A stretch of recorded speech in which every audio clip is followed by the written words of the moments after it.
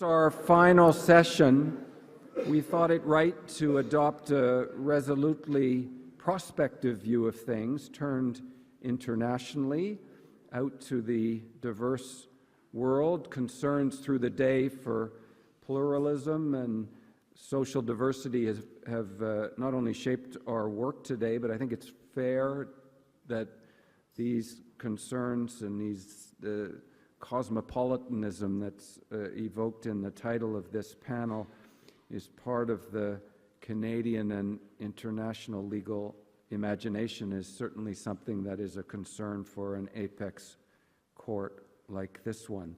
J'ai l'honneur de vous présenter notre modératrice, Madame Hélène Buzzetti.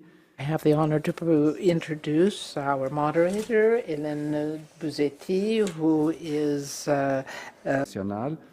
Hélène, columnist and celebrity, of course, because we see Hélène on television and very often.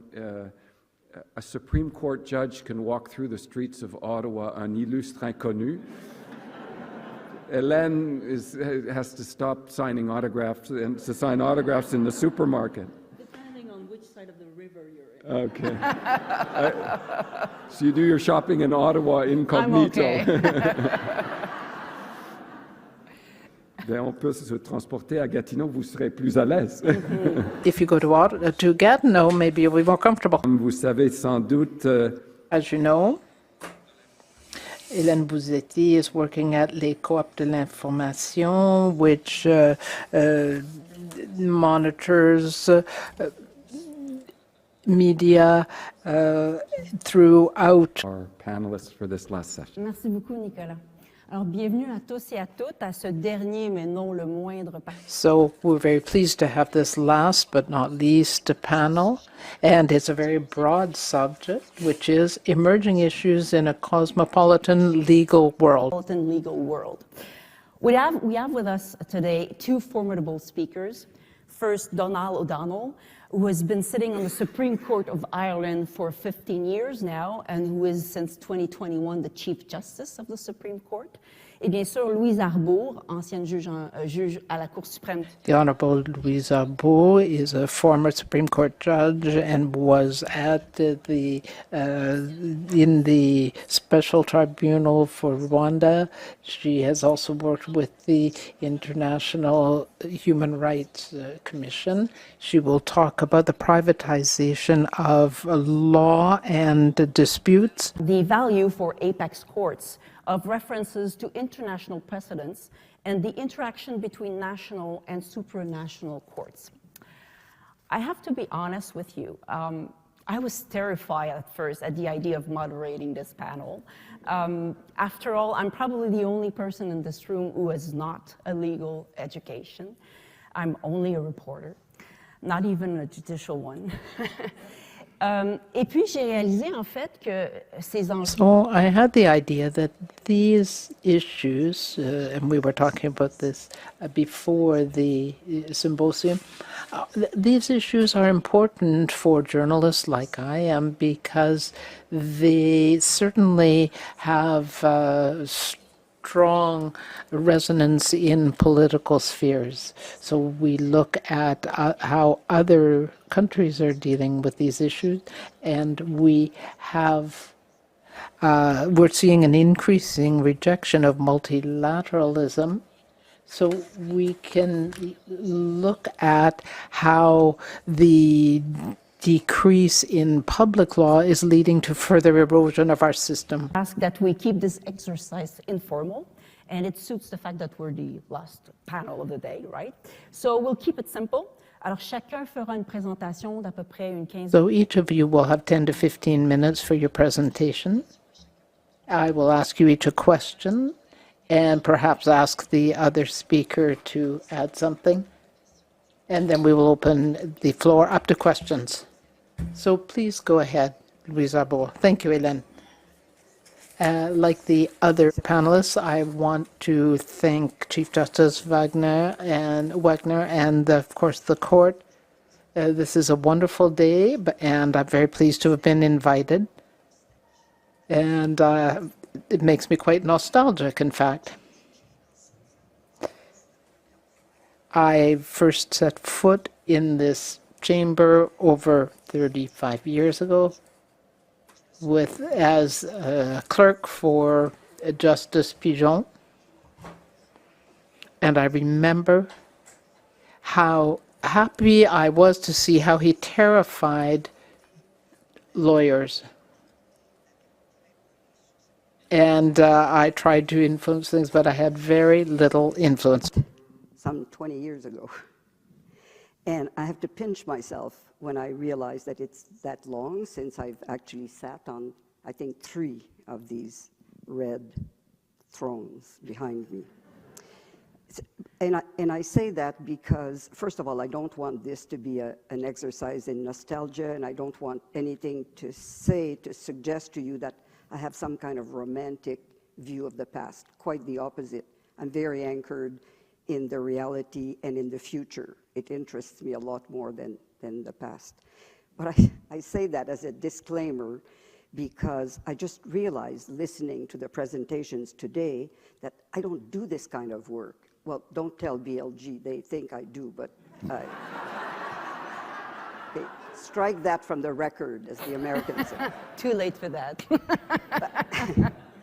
I do a lot of other things, but I'm not kind of anchored in the day-to-day development of legal issues on the scale and scope that has been demonstrated here today. And even worse than that, I was recently asked by a professor of first-year criminal law to attend his class, and he told me there were 2 of my decisions in particular that he wanted me to discuss with his students.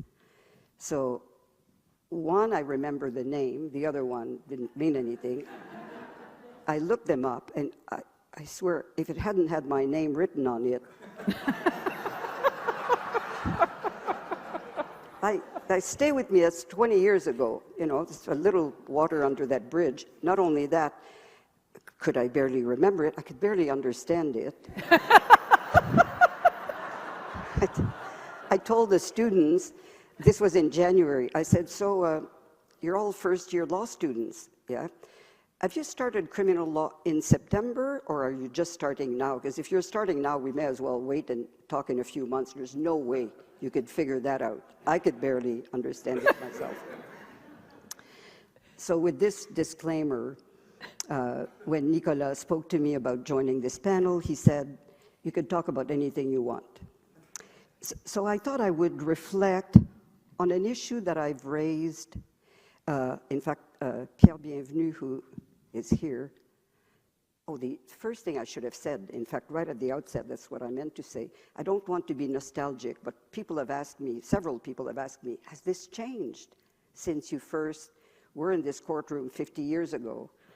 And I said, not much, except then we had central heating. Yeah.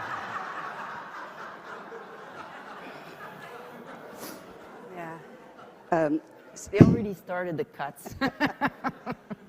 So when when Nicolas said, just join us and you could, and he said, you don't have to prepare a scholarly paper, just some reflections.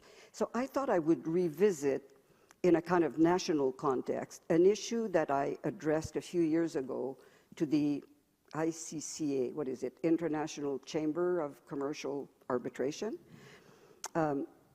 I didn't know anything about arbitration, but I was asked to address that audience, and I started looking into it. And I voiced some concerns, to make it a short story, basically about whether the growth of commercial and investment international arbitration could possibly have an effect of depleting national systems, particularly in developing countries. And I explored that idea and to what extent is it linked to justice. So basically, the question I'm asking myself now, also in a national context, is whether dispute resolution is really connected to justice. It is often at the end of the process where the courts have to contribute the implementation of the sentence arbitrale. But more profoundly, Is private dispute resolution happily private? And if so, does it have anything to do with the development of the law and the connection between the development of the law and perceptions of justice? So it's a little bit that reflection that I wanted to share with you today, and it may have broader implications depending on what conclusions we reach. So, la première chose, c'est que The first thing is that we have social debates, the very significant and robust ones, on the issue of privatization, for example, in health, in Quebec in particular. I don't know if it's the case elsewhere in Canada, but privatization of education, it's an ongoing and recurring debate. Public funding for private schools, whether public school is not the backbone of democracy, whether in health, whether the increase in the number of private clinics is not eroding our health system. They're supposed to free up resources for the public system. Is that really what's happening? Is that what the purpose is? Is that what the consequence is on our health system? There are other fields as well where privatization has taken place. The Postal Service, for example. So there are many areas like that in the United States, and we're not necessarily there at this point in Canada, but the privatization of the correctional system has been a big issue. So we have public services that have been privatized, and there is a lot of debate. But I never hear debate about the privatization of justice. I think it's because private dispute resolution is not considered to be about justice. Sophisticated system of alternative dispute resolution amongst private parties, for the most part, not exclusively. Sometimes state actors may be part of that. Does that in any way, or should it concern us about having an effect on the public's perception about justice delivery in this country? So let me just maybe give you a little sense of maybe the scale of the issue. So when I was a law clerk for Justice Louis-Philippe Pigeon in the early 1970s, you know, the 20th century, you remember that part? In those days, the Supreme Court of Canada had jurisdiction as of right, without leave being required, on all matters where the amount in controversy was over $50,000. Our court list was the only list we ever reached. It was one called Remanents, something like that. Les causes en retard. And then there was the Quebec list and the 2 or 3 other lists, and we never got out of the first one. But that gives you an idea. Obviously, this is pre-charter. I mean, frankly, to get a federalism case was a treat, you know, compared to this immense volume and then to give you a sense of the context as well, this is before when I reached the Official Languages Act had just been enacted, but when I was in law school, it hadn't. So this entire environment was almost exclusively Anglophone, but that's beside the point. So the Supreme Court of Canada heard, as I said, as of right, a massive amount of private law disputes. And then I looked at the court's publication for last year. In 2023, 6 cases, 12% of the cases heard by this court were private law cases. And of the 36 appeals decided that year, 2, that's 6%, were private law. And of the 124 leave application, 25% were in private law matters. And while criminal law occupies more than 50% of the work of this court, not all of it comes as of right. As you know, there's jurisdiction as of right, but only 10 appeals came as of right. on the court's docket last year. I say that just to show again, not to be nostalgic, or I'm not suggesting for a minute that there should be the kind of increase in civil jurisdiction that there was in the old days, but it's very striking, and one I think should reflect on the consequences of the work of the court being primarily in public law matters, so criminal, large volume, constitutional, and then to some extent administrative law, which also touches on these kinds of issues. So I'm asking myself, is it because particularly commercial arbitration has occupied such a large space? Maybe it is unconnected, maybe it's for other reasons, but I think it's worth reflecting on where it situates the court and the public sense of the work of the court when we see so much of private disputes not reaching the Supreme Court, and the growth, as I said, of private dispute resolution mechanisms. So if we look at the numbers in arbitration, it's hard to get a full picture, but there's a very good report by, what is it called, the 2024 Canadian Arbitration Report. There are lots of numbers there. It's not particularly significant to go into a lot of details, but some things are very striking. This is based on a survey, so again, it may not reflect the entirety of the scale and scope of private dispute resolution through arbitration. It doesn't touch on mediation, and it touches really on what I would call formal arbitration mechanism, not ad hoc arrangements between parties. What struck me as very significant is that in that survey, it said that when lawyers recommended including an arbitration clause to their clients in contract negotiation, it was accepted in 70% of the time. And when you start looking at the reasons the commercial parties may opt for an arbitration system of dispute resolution, it's the way the questions were asked in that survey, you have to look at a few double negatives, but essentially, confidentiality plays a large part. The other reasons are, I think, well known in the literature: cost, speed, as opposed to delay, choice of adjudicator, but I think, again, secrecy or confidentiality plays a large part. I think the concerns in international commercial arbitration are somewhat different than the concerns we may have, concerns or just observations about the effect of this privatization of dispute resolution. Some of the, well, first of all, the benefits are very well known. As I said, the parties prefer a regime essentially that they control through the choice of adjudicator, and in a lot of cases, rules that they choose to put in place. The drawbacks are less, I think, well developed in the literature. The most common one, certainly in international arbitration, is the allegation of a possible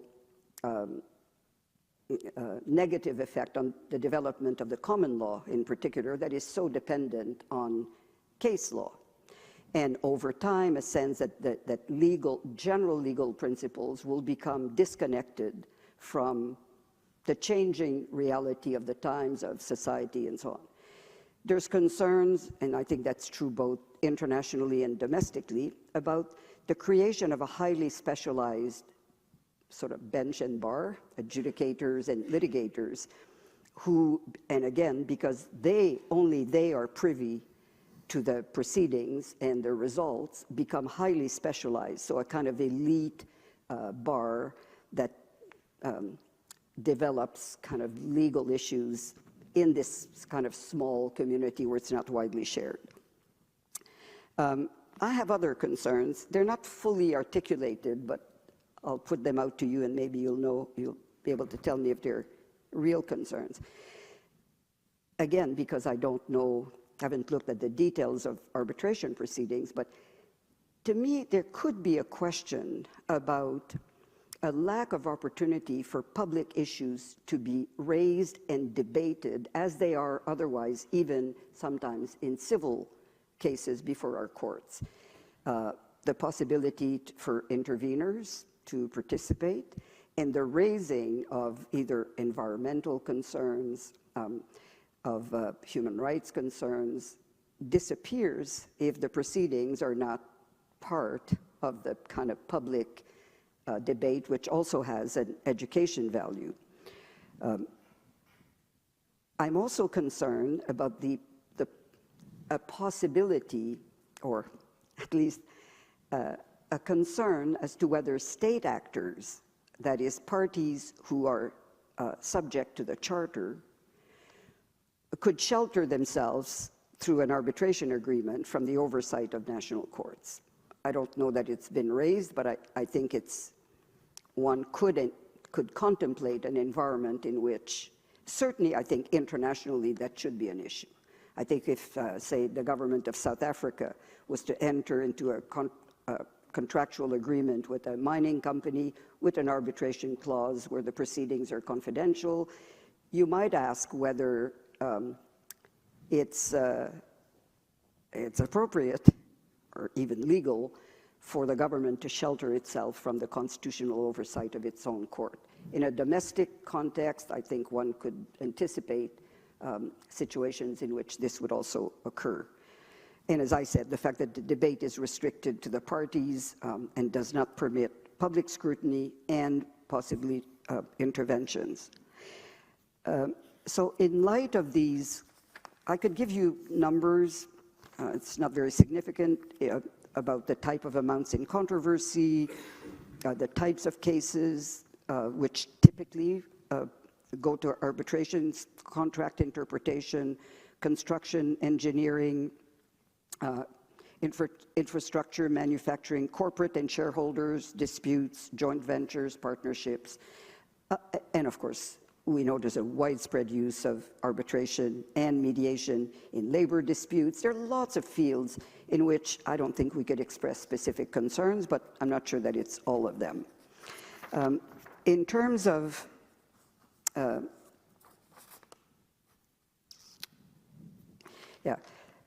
let me just address very briefly the kinds of, not necessarily remedies, but initiatives that could be envisaged.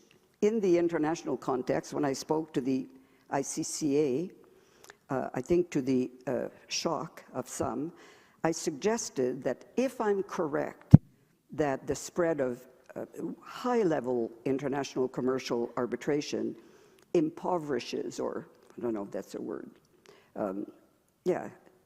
maybe slow down the progress of justice delivery in developing countries, that one possible initiative should be, and I won't call it a tax, I called it a voluntary contribution by all, just as a small percentage of the sentence award. The parties in these arbitration proceedings, certainly the lawyers and the adjudicators, the arbitrators, are usually very well remunerated. Well, if just a small portion could go to a trust fund that could then be used to develop the national justice system in criminal law, family law, the fields that could never be developed sort of internationally. And then a tax if the voluntary system wasn't sufficiently robust, but that.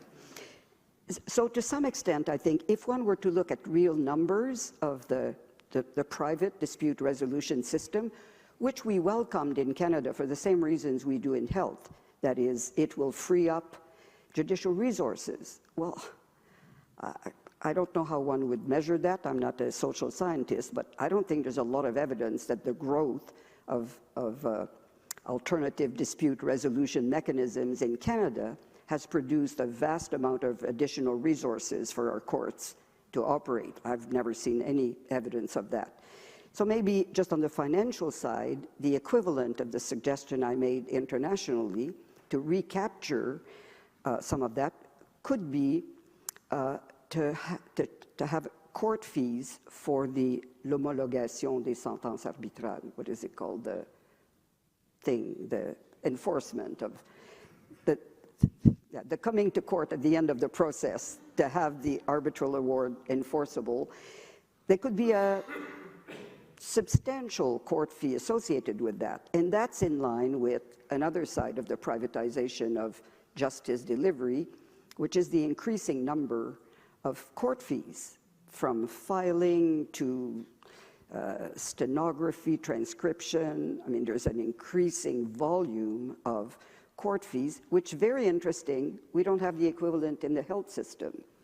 Dans plusieurs systèmes européens, où on a des systèmes de santé. In a number of European systems, countries where they have a public health system, they have a fee for various services in justice, for justice, but not for health. So maybe that's something that we could think about. That do we need to perhaps collect some resources that way? With respect to the impoverishment of the development of law, there are various mechanisms like the publication of arbitration decisions redacted. Perhaps they are redacted already when they are available. Perhaps a revision by law professors who could create a summary of them. But this kind of information would help us develop expertise. There are a lot of colleagues who do a lot of, quite a bit of arbitration, but they say that even though they do that work, the decisions at the end aren't available. I've been a judge, and I find the same thing, and it's too bad that this information isn't publicly available.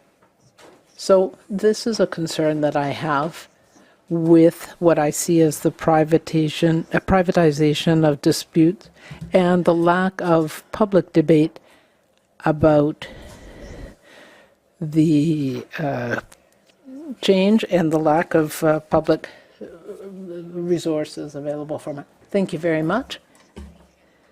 So there's a skimming off of cases that can be very profitable to those involved. I would like to ask you a question as a journalist. As you know, journalists have lost the monopoly over news. We used to control the means of communication, broadcast and print media and so on. But there was a change to everyone having those means of communication. There's a kind of loss of authority and a loss of trust toward journalists. So you are talking about a kind of atomization in a public sector, in justice.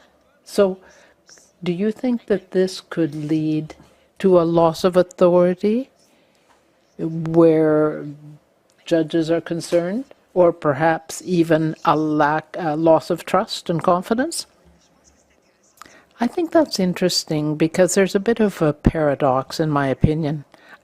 One might think that, for example, the Supreme Court of Canada really deals mainly with issues that are of interest to the public in public law, the charter, legislation, criminal law, where there is significant public impact, and sometimes our prejudices are involved, brought to bear as much as our values. But we deal with major public issues, and that's our vocation. But the problem is that if the court works almost exclusively in those areas, it may create an impression of politicization of the court, that we are an entity of the state, that we are seen as less neutral than we would have thought. And when we are nostalgic, we tend to think that judges have no leanings. Often there is, if people think that it is more of a polarized exercise than a technical one, it may lead to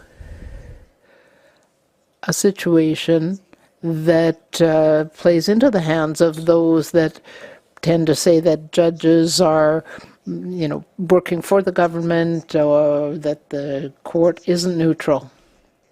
So anything that contributes that way to the politicization of justice needs to be compensated by work that is highly specialized and technical, so that this would dilute kind of that notion. Donal? I'll give you the floor for your presentation. Thank you, Hélène. I think three different things about what Louise has said. Firstly, from just the business of arbitration and commercial arbitration and contractual arbitration being done outside courts, that's an international phenomenon, and I think it behoves us to ask why that's occurring in the spirit of inquiry of today. And partly, there's no doubt, I think, that court resolution of those disputes is superior. Now, that's not self-delusion. It's, if you look at what Daniel Kahneman, Cass Sunstein, and Siboney said about noise, about the random decision-making, that the biggest protection against that is the appellate system, that you run the thing through the cycle twice, you have a better chance of the right result. But it's an interesting thing that the market doesn't value that. It values what arbitration gives, which is a single solution and one in private. And that asks a question, I think, of courts. And the second thing, I think, is that, again, there's an international phenomenon.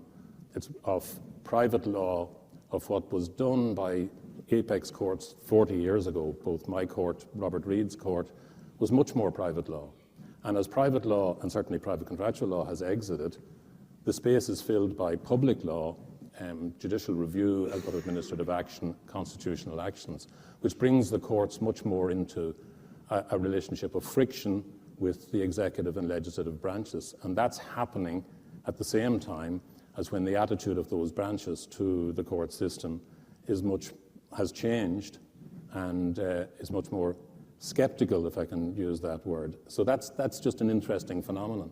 And the third thing that struck me when I heard Louise discuss this, or we were talking about it, is the word CETA. Now, CETA is the Comprehensive Economic Trade Agreement that was signed between Canada and the European Union in 2016. And it came across my desk in circumstances which I was astonished, because it was a trade agreement with the EU, but because of EU law, it's treated as a mixed agreement, which means it must be ratified not just by the EU, but by all the member states. And it arrived in our court because a member of Parliament challenged the government's entitlement to ratify CETA. CETA had three components.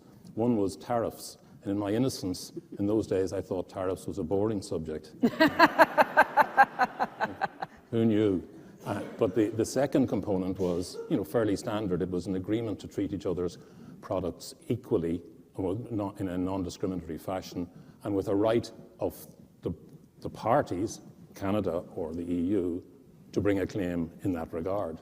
But the third component, and the component that really caused trouble in our court, was a component that allowed individual investors to bring a claim under investor compensation dispute resolution scheme in respect of actions which were administrative, legislative, or judicial, which were prejudicial and which were regarded as either fundamentally unjust or a fundamental denial of fair procedure. So a very elevated standard.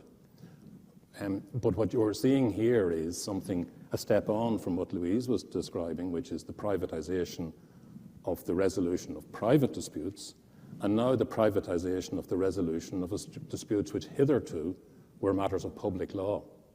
And then what became extremely clever in this whole mechanism was that because it's an arbitration conducted under the Washington and New York Conventions, to which Ireland had adhered, under our Arbitration Act, the determination of that arbitral tribunal had to be capable of enforcement almost without contest in the Irish courts. And so the argument was being made on which the court divided 4-3 and held that the government could not execute this. I should tell you, was in the minority, but the argument was that this was effectively conscripting the system in what was the privatization of what was a complaint in relation, which ought to have been a core function of the public law system. And I thought and in a sense, everyone agreed that that was something to be concerned about. The question was, have we gone past a significant point? I thought not. My colleagues thought we had. But then when you start to see this, you see it everywhere. And you start to see the privatization of matters that weren't simply the rolling back of the late 20th century developments, but also the privatization of issues that were formerly core functions of the government. And what we're seeing with the sacking of large numbers of government employees is an attempt to, or not, but is potentially a challenge to what was hitherto regarded as fundamental components of the state, much as Hélène was saying in the context of journalism. So I don't know what the answer to that is, but it seems to me to be a very important thing to recognize at this time, and for lawyers to be aware of. So I think, I'd like to thank Louise for that immensely stimulating discussion, because it made me think of these things. Et on reviendra tout à l'heure sur vous avez parlé de pourquoi cette privatisation remonte, puis on repose. We'll come back to why this privatization came about. Overlapping of. I would like to start by really sincerely thanking the Chief Justice and his colleagues in the Supreme Court for the wonderful honour of coming to this great courtroom and speaking to you today. It is daunting. It's daunting to speak to this audience. It's also daunting to be held up as an example of a cosmopolitan legal order. I can tell you that cosmopolitan is a word, an adjective that has never been applied to me in my life. But if you were to marry that with some other adjectives like debonair, perhaps, I might not go home. So thank you very much. As I say, it's a real pleasure to be here. And from the vantage point of an outsider, it may be that there are some interesting things to be said. I want to look at just two questions. One is the question of the place and value of references to international authority in the decisions of Supreme Courts, in this a more rudimentary way than Lionel dealt with, but in the context of constitutional law, where it is particularly sensitive. And the second is, I think, a perspective from, as a member of the European Union, a member of, in Europe, the interaction between national courts and supranational courts, which is becoming increasingly important. The matter of the use of international precedents by Supreme Courts is a surprisingly sensitive and pressing issue today. Some critics have gone so far as to say that the use of those precedents by Supreme Courts should be prohibited because they see it as a step towards what they described as, quote, a homogenized global constitutional law representing the views of a largely homogenized legal elite. And that view is allied to a critique of and challenge to the role and function of courts in constitutional decision-making, something that has become more common in recent years and disturbingly so. I would like to look firstly at the use of international precedents in my own court. We are enthusiastic consumers of foreign precedents, many from Robert Reid's court, but also from the Supreme Court of Canada. And I just want to pick two of those examples because it illustrates something I think that's significant. And to understand this, you must understand that Ireland is a common law country with a written constitution that goes back 100 years. So we're the second oldest written constitution in a common law country with an explicit power of judicial review. And the 1937 constitution was the first constitution in the world to refer to the concept of dignity and provides for the protection of fundamental rights and enforcement by courts. But because it was part of that early wave and not the post-Second World War wave of constitutional development, it's not the same as the Convention of Human Rights or the International Declaration of Rights or indeed the Charter. It expresses rights in general terms with limitations, and because they're in general terms, they imply other rights which are limited, but it's not clear what those limitations are. So a really fundamental question for all courts is whether any particular legislative provision or indeed administrative decision which may be said to affect rights is or is not an impermissible infringement of those rights. And for many years, Irish courts struggled with that issue on a case-by-case basis, using the traditional but occasionally blunt tools of textual analysis, logic, deduction, and reasoning by analogy, sometimes random consideration of authority from other common law jurisdictions, with results that were sometimes admirable and sometimes less so. And then in 1984, a High Court judge was addressing a question of the constitutionality of a provision in the Offences Against the State Act, and had regard to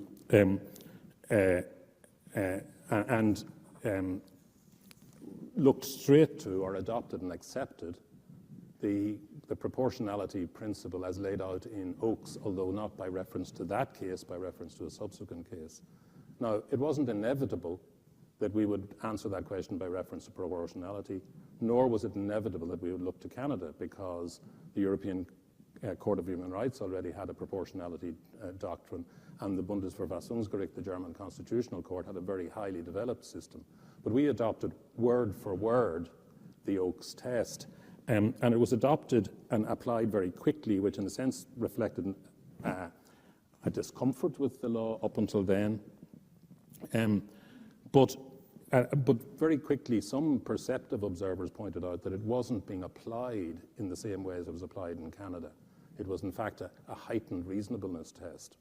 And that came to a head during the COVID era, when there was a fundamental challenge to the COVID regulations, and it was said that we should adopt the Canadian principle or approach that once it was established that rights were affected, that the onus shifted to the government to justify those rights.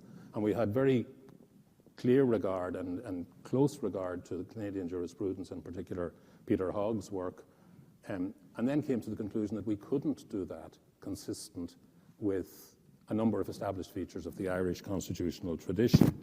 So we have a proportionality test with clear Canadian roots, if you like, but with Irish foliage. Now, we have a similar thing that occurred in relation to suspended declarations.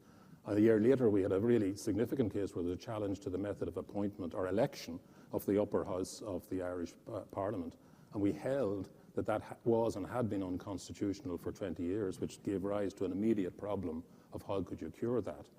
And we had already a sort of embryonic suspended declaration jurisprudence, but we had here a full-scale debate, and we had close regard to both Scactor in Canada and Ontario, the Attorney General of Ontario in G, and again came to a slightly different conclusion. Now, this leads me to ask, what are we to make of this? It certainly doesn't show a homogenized global constitutional law. Indeed, if anything, it shows how, like different grape varieties which are planted in different climates, can produce different types of wine. And a critic might argue, and some have, that actually what's happening here is only a rhetorical cross-reference, which is meant to give an appearance of incontestability because everybody says this, when in fact you're just doing your own thing. I think it's neither. When a court is struggling with a novel issue, which is after all the daily diet of apex courts, a court has to consider the future ramifications and complications of any decision it announces, and must do so within the boundaries of legal reasoning and respect for precedent. And in approaching that task, there's in reality very often very little guidance. And what I value is what somebody with the same responsibilities as mine, with similar trainings and skills and operating under similar constraints, has made of that issue. These are skills which are in short supply, And so when they produce a considered decision, it's really invaluable. But it's not the result which is particularly important, but it's the fact that a part of the terrain has been mapped by a cartographer whose approach and technique is familiar. And from my perspective, therefore, international jurisprudence in constitutional issues is extremely valuable. And interaction with and communication with other national Supreme Courts is to be warmly encouraged. It doesn't make us international judges, but it helps us, I hope, to become better national judges. The second issue is less, perhaps is more complex, because I didn't realize that we were going to be living in an era when the slogan, move fast and break things, would go from being a catch cry of sort of nerdish tech entrepreneurs to becoming a philosophy of government. But there is in that philosophy a hostility to the very idea of regulation and binding rules, which of course challenges the whole idea of the rule of law, involving, as it does, the maintenance of rules and regulations in what is in a rule-bound Western democracy. And I appreciate that recent events, you focus on the assault on your own system. But it is an interesting thing to say that I think post-war Europe is something of a monument to a belief in rules, regulations, structures, rights, and organizations. And it presents in many ways the most advanced supranational regime, which is the embodiment of the belief that a rules-based order can secure peace and prosperity and protect a society from the assault on structures and people that occurred in the 1930s. So the European Convention of Human Rights, on the one hand, was adopted in 1950, and it established a court of human rights to enforce that convention, and the court permits individual petition, but it still operates at the level of an international law because the parties to the convention are the states, and a challenge at that level or a complaint at that level is against the state and isn't an appeal by the parties from the decision inter se. And the European Union started life in 1957 as an economic community, and the legal order it established was, if anything, even more ambitious because it doesn't merely operate at the level of the member states, but becomes part of the national legal system, enforceable by individuals, both against the state and sometimes others. And as it has been put, national courts are now also union courts. Now, there's an obvious tension with what happens then with national courts, and both structures seek to avoid that and minimize friction in the case of the European Convention by requiring an exhaustion of domestic remedies, in the case of the European Union because by the route of requiring a preliminary reference to the European Court of Justice on the issue of law, which then returns to the national court for the application of that. And that's seen as a scrupulous division of function, which is repeatedly emphasized. And to some extent, those muddled along, but there's a degree of convergence with the expanding competence of the European Union, and in particular with the adoption in 2009 of the Charter of Fundamental Rights of the European Union, which brought the European Union into the field of human rights protection, at least within the scope of European law. And the drafting of the Charter attempted to minimize the possibilities of inconsistency with the European Convention, firstly because it was expressly limited to the implementation of European law, and secondly because its expression of the rights guaranteed was in many cases similar to, if not indeed identical to, the language of the Convention. And Article 52.3 of the Charter said that where there was that correspondence, the meaning and scope of those rights shall be the same as those laid down by the European Convention, although this would not preclude the Union by adopting a higher standard by law. And all of that is very sensible and admirable, and indeed it is. But multiple documents and multiple jurisdictions create the possibility of multiple decision makers who may inevitably differ. And there's also an inevitable tendency in jurisdiction, once granted, to expand to its limits, if not beyond. And often when issues are raised in litigation in areas where there is an overlap between national law, convention law, and EU law, then a national court may face an argument that a particular result is required by the provisions of the national constitution, the Convention, or the Charter. And furthermore, the structure which I've identified means that any issue of the law of the European Union must be addressed by way of preliminary reference. Now, putting in place that sort of elaborate structure is a constructive instinct. And certainly the structures created in Europe post-World War II have been admirable and for the most part beneficial. But there is a risk that those buildings which have been so carefully constructed and developed could become a sort of well-meaning Tower of Babel. And there's a point at which being rule-bound can become indistinguishable from being hide-bound, and if so, where the effectiveness and credibility of the entire structure is undermined. And we had one recent case which was a sort of vivid example, perhaps an extreme example, but one area of European development which is very admirable is the European arrest warrant, which allows a warrant to be issued in one European country to secure the return of somebody to that country for trial. And that is executed throughout the 27 member states. And that was so useful, it was one of the provisions retained in the Trade and Cooperation Agreement under which the United Kingdom left the European Union on Brexit, so that it still applies between member states of the European Union and the United Kingdom. So a warrant was issued in 2021 in Northern Ireland seeking the surrender of an individual for trial on very serious offences alleged to have been committed there, and was to be executed, and was executed in Ireland. And then you must then be brought before the High Court. But the legal regime in respect of the serving of sentences in respect of serious terrorist-type offences had been changed in the United Kingdom in 2021, with the effect that a sentence imposed by a court could lead to a prisoner serving more time in prison than they would have had if the same sentence had been imposed as of the date of the offence. And the immediately and undoubtedly difficult question arose as to whether this would mean, whether this would be contrary to Article 7.2 of the European Convention, which precludes or prohibits retroactive penalisation, and also the increase of penalties for an offence from the penalty which existed at the time of the alleged offence, and Article 49.1 of the Charter, which was in identical terms, and it might be said might be contrary to general principles of the Irish Constitution. So there's no doubt it was a difficult legal issue. But when the issue was first raised in the Irish court, the first question was whether it was contrary to the Irish Constitution, because the framework decision requires that nobody can be returned if it's a breach of fundamental rights. So there's a type of renvoi from European law to constitutional law. And imagine that answer being given in the Irish language.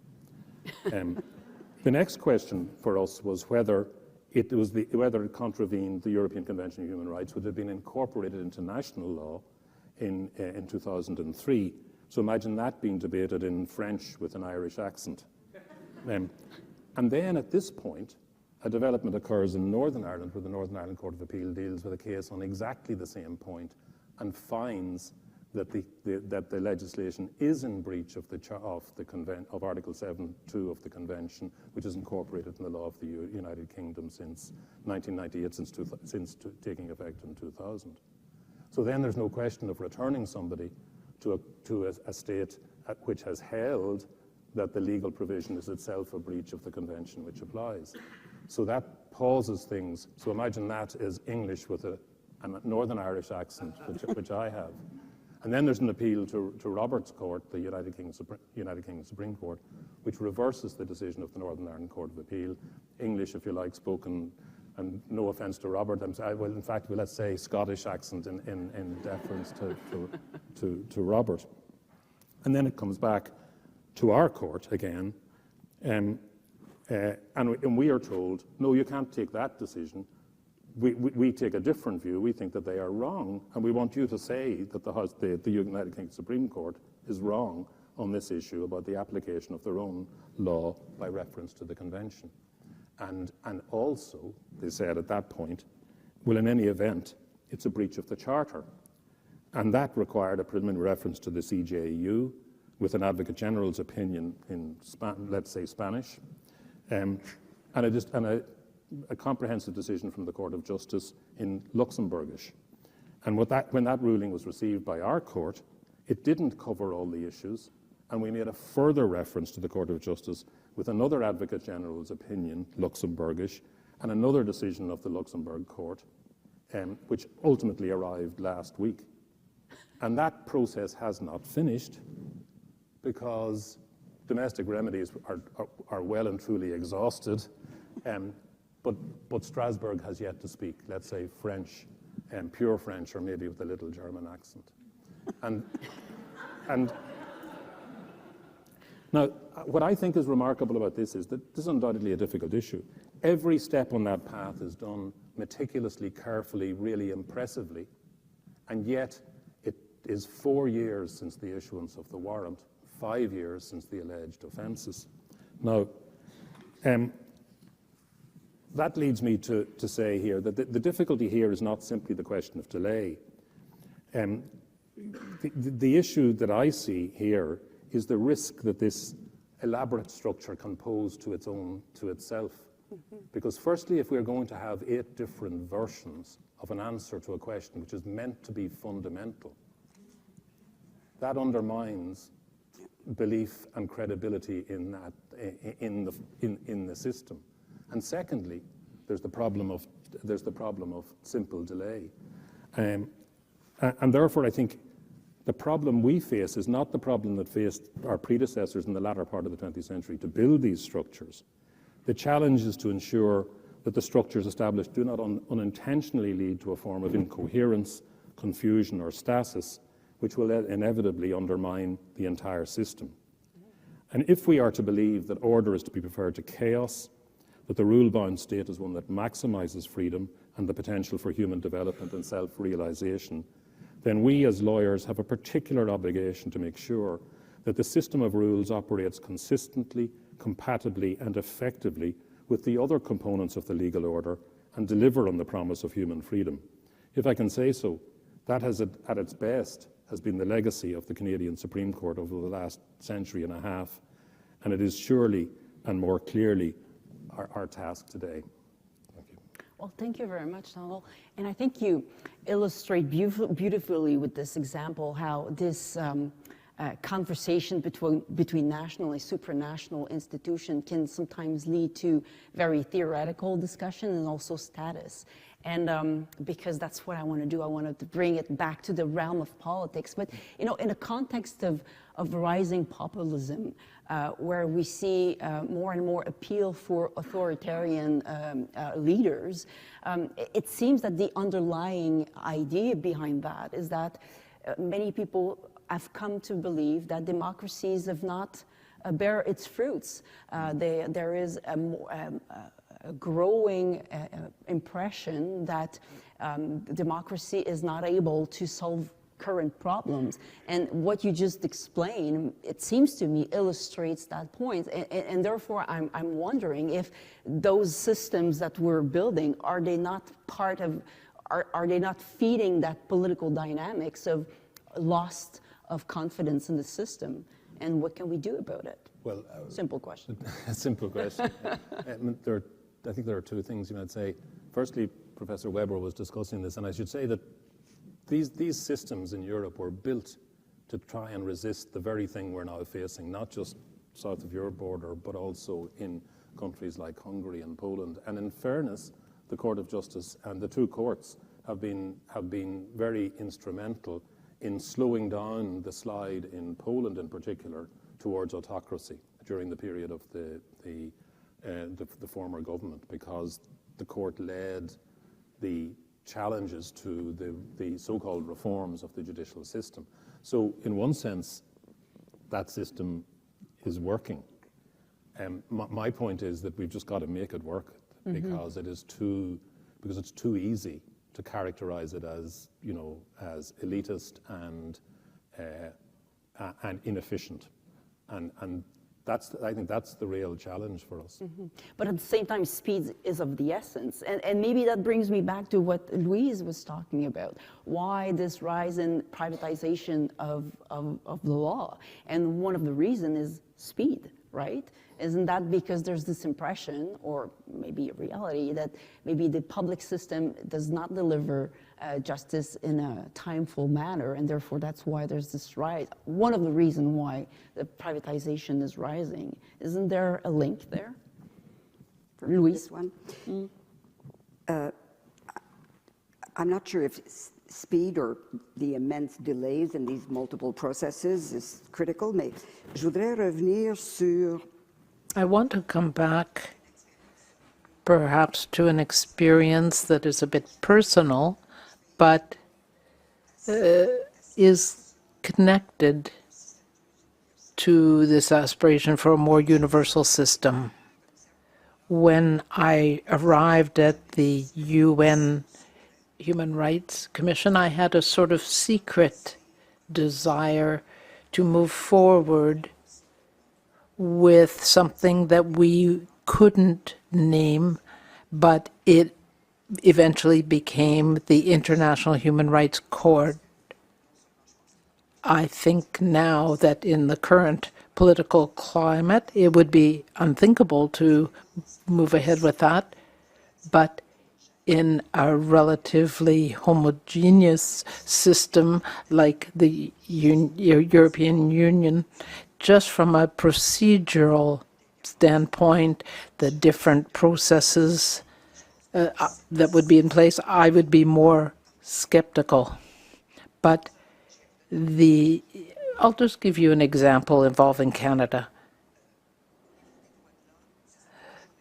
When it comes to human rights, and in French we talk about droit de la personne, but at the international level, droit de l'homme. So in the system, there is an ideology that holds that human rights are in conventions and are therefore universal, and that all these rights need to be enforced. And that means that we don't always adapt to local cultures that don't necessarily think that women are equal and that people should be express themselves in any way they want. So we need to have, when we have cases where a judge has to oppose the convention against a system that is not accepting, then that can be problematic. We have the Adler case in Canada. Or not, the constitutional requirement, the constitutionally mandated public funding of Catholic schools in Ontario was discriminatory, and whether it required an equivalent public funding of all religious schools in the province. The Supreme Court of Canada decided that no, it did not require that. It's a constitutional requirement. It was the deal, the fundamental building of the country together with the protection of religious, denominational right, Protestant rights to publicly funded education in Quebec and in Catholics elsewhere in the country. So then the issue came up in the Human Rights Committee, which is not a court, but it's the treaty body that adjudicates issues under the International Covenant of Civil and Political Rights. So the Waldman case came before that committee, and that Human Rights Committee found that it was clearly discriminatory for Canada, in this case Ontario, but for all purposes. So for Ontario to fund Catholic schools, fully publicly funded, but not to fund other religious schools. So the committee said, the covenant does not obligate states parties to fund schools which are established on a religious basis. However, if a state party chooses to provide public funding to religious schools, it should make this funding available without discrimination. This means that providing funding to the schools of one religious group and not another must be based on reasonable and objective criteria, In the instant case, the committee concludes that the material before it doesn't show that the differential treatment between the Roman Catholic faith and other religious denominations is based on such criteria, and therefore the committee finds a violation of Article 26, prohibition of discrimination. And then subsequently, the Human Rights Committee came back to this, to the appropriate remedy and said, Canada should adopt steps in order to, quote, eliminate discrimination on the basis of religion in the funding of schools in Ontario. Right? So that means an international body would require Canada to have a very fundamental change in its approach to publicly funded education by fully funding religious schools or amend its constitution. Good luck with Seriously? Exactly.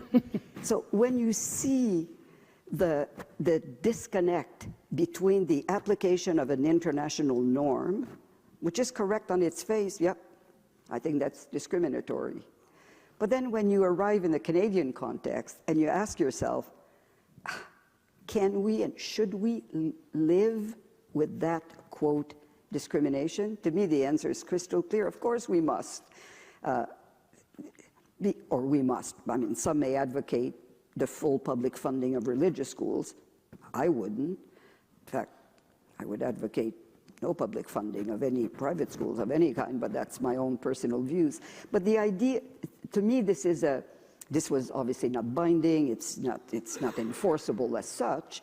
It's a stain, in a sense, on Canada's human rights reputation in the international system, which then can be used by others to push back on our efforts to advance and promote other human rights. So what good does it serve, contrary to my initial intuition that as the United Nations advocate for human rights, I should promote eventually an international court of human rights, and now I'm thinking, well, you know, sometimes these ideas can do more harm than good. We have to return, I think, to the development, the influence of progressive interpretation of human rights laws by others, but an environment in which either our national or some of our regional courts, where the consensus is much, much more established to advance the development of the law. Ce que vous nous dites essentiellement aussi, c'est que les droits de la personne, c'est intrinsèquement. So what you are saying is that human rights are intrinsically anchored in a unique culture. They can't really be standardized internationally. Not only is that true,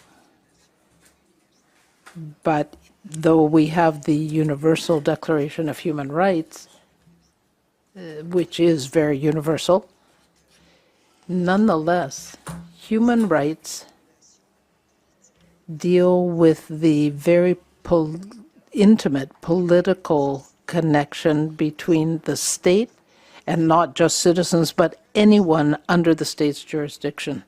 So there is the very intimate connection there. And I can tell you, for having tried that, it is very difficult to penetrate that connection. The relationship is of duty bearer, right holder. The system is managed by the duty holder, by the state, but the impact is on the rights holders. And so this is a very tight connection and between the state and generally citizens. It is very hard to come up with an appropriate international structure. I'll ask Nicolas to call this. No, I think, I suppose the conclusion I would draw really was that we've to learn to resist the natural tendency of lawyers to push the boundaries and to push for that novelty is a value in and of itself. That in this era, it's about conserving the core function. And I feel like there's an analogy which, if you appear in the Court of Justice as I did it's not just translation into another language. There are circumstances where it's double translation onto some of the other European languages. And you learn that, well, none of the rhetorical flourishes work, because this has to be something that can be translated twice. And in a way, what we're doing here needs to be something that works, I think, at its core and clearly, and that doesn't involve the thing that we like as lawyers, perhaps, the sophistication at the margins. Well, thank you very much. Merci beaucoup.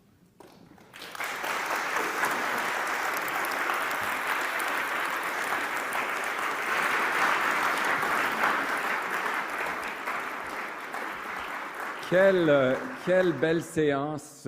What a wonderful panel this was. You really got us thinking outside our comfort zone and what we're used to. You really opened our eyes very well to some international realities. Thank you, Donal, Louise, and Hélène. Join me in offering warm welcome, we're tired. It's been a long day. I don't think we want to welcome, because always we have to start all over again. How about warm thanks to our panelists for their superb work.